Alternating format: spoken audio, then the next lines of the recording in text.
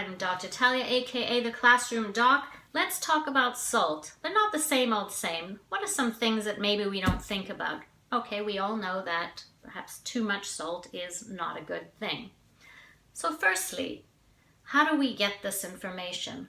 Well, we look at populations, look backward, take a population and see for those people who are eating larger amounts of salt, what are some of the health issues they seem to get?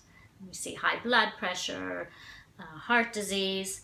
However, all of these studies, say they're based on the American or Canadian population, we're looking at people who are eating processed foods because that's where you find these really high amounts of salt.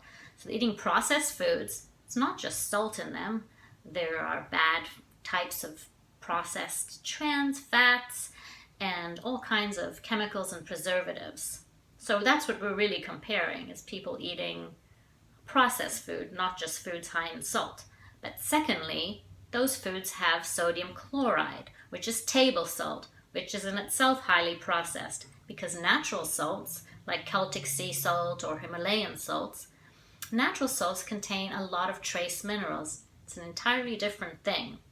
So we don't know what would happen if we looked at populations eating the same amount of salt as in these studies. However, firstly, that salt did not come in the form of highly processed foods. And secondly, those salts were natural. We might get entirely different results. Who knows? I bet you we would. So keep that in mind. There's, to me, a big difference between eating natural salts added to your healthy foods and processed salts added to processed foods. A second thing to keep in mind is, like everything in nature, you can get too little or too much of something natural. We need salt. It's natural in the body. We cannot live without it. So don't forget that. If you're on a salt-restricted diet, don't become so paranoid of salt that you see it as some kind of inherent evil, because it's not. In fact, there are studies showing now that people put on very low sodium diets, say 1500 milligrams a day, can also suffer from health effects from too low sodium.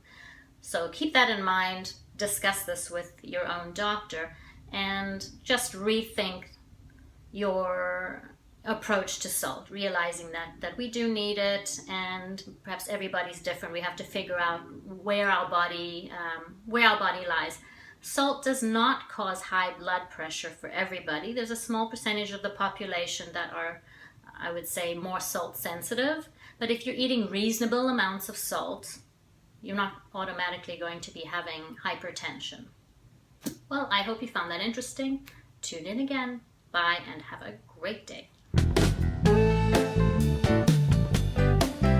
For information about Dr. Charney's seminars, webinars, and certified Health Smart programs, visit theclassroomdoc.com. Email info@theclassroomdoc.com or call 416-642-0727.